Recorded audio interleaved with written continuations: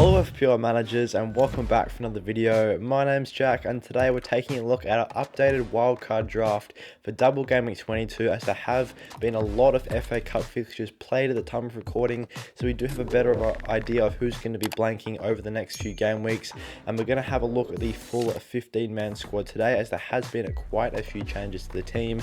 If you guys are liking the FPL videos, drop a like and subscribe, as it really does help out the channel, and click the notification bell as well to stay up to date with all of the future FPL videos, as there's going to be lots more coming your guys' way shortly. And with that being said, let's jump into the video.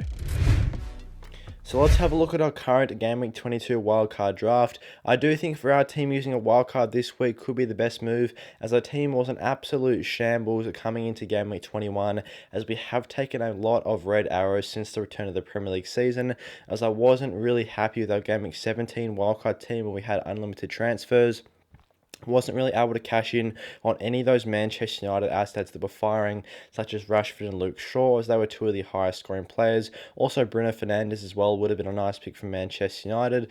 Plus there was a couple of other essential options such as Tony and Odegaard who were firing that I also really wanted in my team. So for that reason, I did think it would be the right move for us to use the wild card this week. And with the team, or the way the team's set up right now and the transfers that I've got planned coming up, I think I should be able to navigate blank game weeks coming up. So let's have a look at the side. Ramsdale is the new goalkeeper. We did originally have Sanchez for Brighton, but it looks like he's likely to blank in Game Week 25. And just to increase the number of players that we're going to have able to play in that game, we've gone with Ramsdale. And I do think Ramsdale's a good pick as well to have triple Arsenal. As you can see, Ben White and Odegaard are both in the team here. As by having triple Arsenal, we do have that triple double game week in Game Week 23, as Arsenal do have Brentford and Manchester City. And plus, they've got some good fixtures after this as well. So I do think having those Arsenal assets, they're fairly safe options, as they should be playing most weeks. Obviously, with double coming up as well, it's a good chance to have that triple Arsenal on the team, and the defence has been very, very strong this season. Plus, obviously, with Everton away this week, another great chance for a clean sheet for them, and Ramsdale does do fairly well on save points there in goals. Ben White as well does remain in the side, as he is one of the cheapest starting Arsenal defensive assets. He looks to be a nice pick. Obviously, he's in there to capitalise on that Arsenal double game week and get those defensive clean sheet points. Ben White can occasionally get forward and provide attacking returns, but he's mainly there for those Arsenal clean sheets. We have opted to go for Lisandro Martinez from Manchester United. We do have the money to go to Shaw, but with the current transfer plan, we're not going to quite be able to afford him, so we could potentially go Varane as another option as well, as Varane has started 5 out of the last 6 games for Manchester United since the return of the Premier League season. Martinez, on the other hand, is 0.3 cheaper, and after working back to full fitness since the World Cup, he has started and played the full 90 minutes in each of his last 2 games for Manchester United, and he clearly is their preferred starting centre-back. And Fantasy Football Fix do in fact have both Martinez and Varane at a 98% chance to play their next fixture, compared to Luke Shaw, who's just got a 79% chance right now, as there is some slight injury concerns with Luke Shaw at the minute, so he could potentially miss the next game. So I'm happy to spend a little bit less on that Manchester United defensive asset, as Luke Shaw is around 0.7 to 0.8 more expensive than Martinez right now, and I do think Martinez is a fairly nailed starter. Obviously, he doesn't have as much attacking potential, but he is nailed on for those starting minutes when he's fit and healthy, and it looks like he's that at the moment. Kieran Trippier as well, obviously an essential pick. He's got West Ham at home this week, which is a good fixture.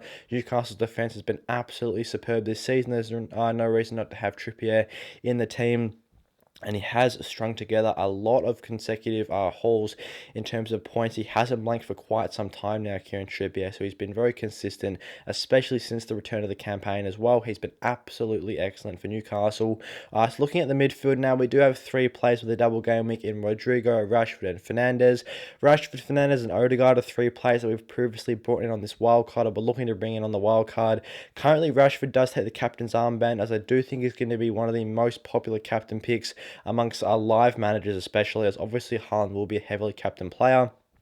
But there is going to be quite a lot of inactive managers having Haaland as captain, so I do think Rashford will be one of the most captain players amongst managers that are still playing FPL. Crystal Palace and Leeds, obviously two very, very good fixtures, and currently Bruno Fernandes does have a vice-captain's armband, but he could definitely take the captaincy armband if we're looking for a differential pick, and I do recommend Fernandes as a great differential captain, as if he does outperform Rashford, you're going to see a massive rank rise, as his ownership is obviously quite a considerable amount lower. Rodrigo as well, another decent differential captaincy pick, but I definitely would lean towards those Manchester United players, especially since now after the FA Cup fixtures, this double game week has been confirmed, as both Leeds and Manchester United did win their FA Cup fixtures. Rodrigo's got Nottingham Forest away and Manchester United away. Obviously, you're looking to target the Nottingham Forest away fixture, plus slightly hopeful for anything against Manchester United. Obviously, their defence has been very strong recently, but that fixture that I'm really looking for Rodrigo to provide returns in is Nottingham Forest. And he has been pretty good so far this season for Leeds. He's been looking very threatening, especially recently, without putting too many FPL points on the board, as he has been quite unlucky with offside goals, goals cleared off the line, big chances that he's getting and just not quite converting. So I do like him. He's getting into great positions, and he is Leeds' main attacking threat right now. So I do definitely like Rodrigo. And Odegaard there, as we touched on, is another player that I really wanted to have in the team, and is probably my favourite Arsenal attacking pick, as he does have the highest expected goal involvements between him, Saka and Martinelli, and he is one of the cheaper options amongst those three. So not only have we been able to save money on those Arsenal assets in midfield, but we've been able to get the best one in my opinion, in Odegaard. Obviously, as we touched on, he's got Everton away this week, plus the double coming up, and I'm really hopeful for Odegaard to absolutely haul in this one, and he could definitely be a great differential captain coming to double game week 23 as well for Arsenal, as opposed to Erling Haaland, who I no doubt will be one of the more popular picks, especially since Man City do have that double game week in 23. Speaking of Erling Haaland, he's got Tottenham away this week, and it is one of the very rare occasions where we don't have him on captaincy or vice captaincy either, as I do prefer this Manchester United double. Harry Kane does remain in the team, as despite having a tricky fixture of Manchester City, he's just been on excellent form. He's got one of the highest expected goals figures amongst all players. In fact, between Haaland, Kane and Tony, who are all the front three, those three combined all have the number 1, 2 and 3 in terms of highest expected goals so far this season. So there are three players with the highest XGs this year, and in fact Tony does actually have the second highest XG amongst these players, even higher than Harry Kane, despite being around £4 million cheaper. So he's definitely a great option that I'm looking to have in my team. He's got good fixtures coming up, Southampton at home up next, plus some excellent ones coming up further in the future. And even if he does have a slightly trickier fixture, he's just been in such great form and is getting so many chances for Brentford that I'd still look to start in most weeks. Brentford are another team that could blank in game week 25 as well, so that is definitely something to look out for with Tony, but I do definitely like him. I can just start him and then bench him in blank game week 25, as I definitely want to play him as many weeks as I can. Quickly looking at the bench, now there has been a couple of changes made to the bench actually, as both Akanji and Andreas do come in place of Mitoma. Andreas obviously coming in place of Mitoma in the midfield, and Akanji coming in place of Botman in defence. The main reasons we've made this move, obviously Newcastle have had a great defence this year, and we could go for double Newcastle in defence, but there is a chance they do blank in game week 25, and by having Manchester City assets, it's a great way not only to capitalise on not too many blanks coming up, but also the double in game week 23 for Manchester City. And Akanji is a player that I'm going to want starting in the team for this double game week. And Andreas, he does save me around 0.5 to 0.6, going for him over Mitoma, as I was looking to bench Mitoma at the start of this game, and actually having a look at the team with Mitoma in it, what it would look like. And Mitoma was currently sitting on the bench despite having a great fixture of Bournemouth at home. So since I'm not going to get much value out of starting him this week anyway, as I wasn't looking to have him in the starting XI, plus Brighton are going to be blanking in game week 25, I think it is more worthwhile upgrading Botman to Akanji, getting that extra Man City player for the double game week, and just having Andreas instead of Mitoma, as I'm not going to play Mitoma a massive amount across the next 4 to 5 weeks, and it could just be a bit of a selection headache, especially when it comes to blank game week 25. I didn't want to have a massive amount of players blanking. And then in the final bench slot, Bueno is here, as he is definitely one of the best cheap defensive assets right now, as he's consistently starting for Wolves, plus there's a good chance of a double game week coming up. just depending how cup fixtures play out, as he could definitely be versing Liverpool in a double coming up as well, which is good to see for him. And plus, obviously, Wolves do have some good fixtures in the near future as well, outside of this double game week, where he could definitely be a good contender for a starting position, as in general, Wolves' defense is fairly strong. Quickly looking at the team stats as well in terms of squad value in the bank, definitely a very affordable team, as the squad value is only 99.5, and that is because I am looking to upgrade Fernandes to De Bruyne coming into Game Week 23. That is one of the main transfers that I'm looking to make.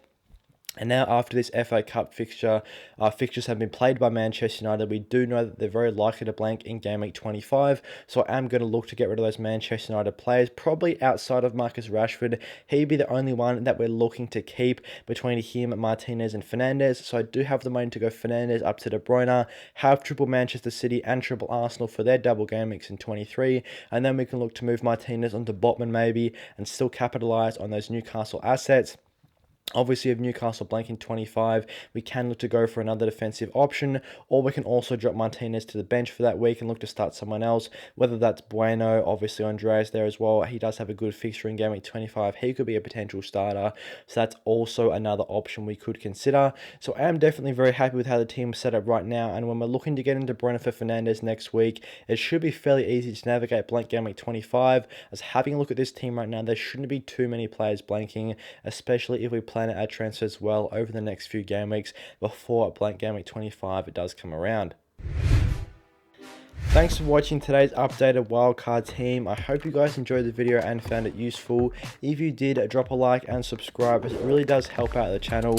And click the notification bell as well to stay up to date with all of the FPL videos coming your guys' way shortly, as there is definitely going to be lots more FPL content in the build up to double game week 22 and double game week 23, plus a few more blanks and double game weeks coming up in the near future as well, as it's definitely going to be a busy time for FPL and managing the teams, planning out transfers, when to use chips and whatnot.